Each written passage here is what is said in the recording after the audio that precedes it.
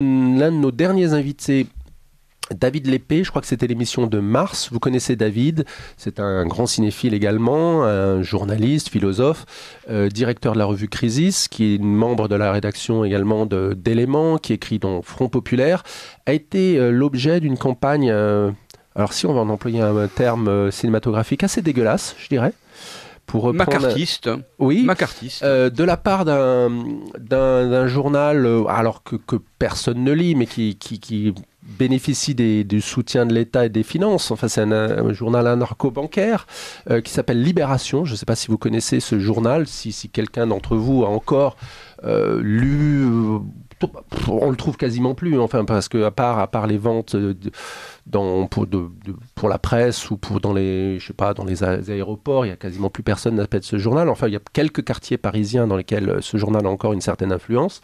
Et notamment, l'une de ses influences est de mener des campagnes de presse contre des personnalités qui ne pensent pas bien.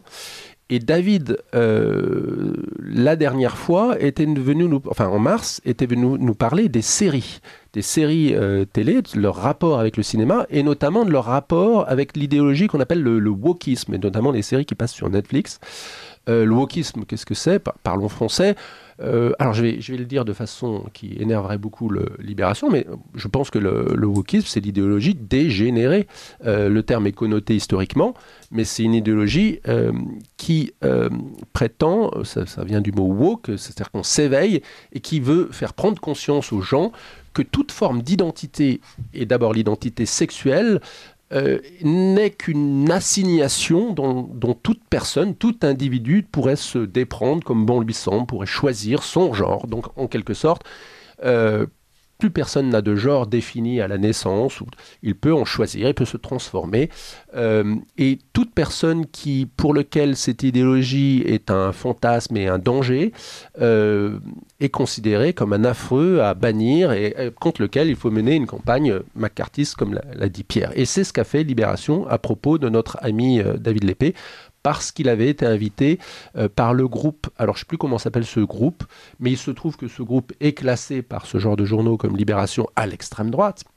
Donc il convient de mener des campagnes de lutter contre leur volonté de dédiabolisation. Donc on sait bien que toute volonté de se dédiaboliser est vouée à l'échec, puisque c'est pas vous qui décidez si vous êtes. L'ennemi vous désigne comme quelqu'un à battre, et là, indirectement, enfin pour pouvoir viser ce groupe européen, dont fait partie le Rassemblement national, qui organisait une conférence sur la déconstruction des déconstructionnistes, ceux qui veulent déconstruire toutes les identités, toutes les appartenances, tout le socle civilisationnel entre autres européens, eh bien, David devait faire une conférence lors de cette journée organisée par ce groupe politique. Et il a dû être décommandé. Et c'est bien le but de cette campagne, c'est que David, qui n'a pas de revenus réguliers, n'a pas d'activité, c'est pas ses activités, ses articles pour Éléments, la direction de la revue Crisis, évidemment, contrairement à Libération, ce ne sont pas des publications qui bénéficient d'une aide,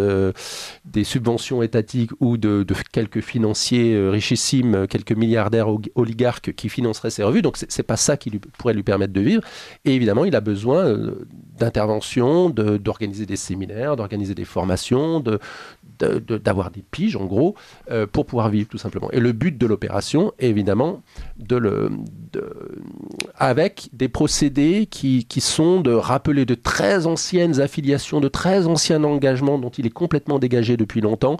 Et là où l'article était particulièrement dégueulasse et crapuleux, c'est qu'il révélait des aspects de sa vie privée de façon totalement inconsidérée, totalement injustifiée, qui n'apportait rien à l'article, sinon de montrer, de stigmatiser cette personne, David. Donc nous apportons notre soutien à David, et je crois qu'il engage une action judiciaire, et évidemment toute aide qui pourrait être apportée à David, et pour soutenir la revue à laquelle il appartient, Éléments, est la bienvenue. Je mettrai des liens vers l'article, notamment vers l'entretien qu'il a donné à Front Populaire, où il donne son point de vue sur cette affaire. Oui, Pierre ?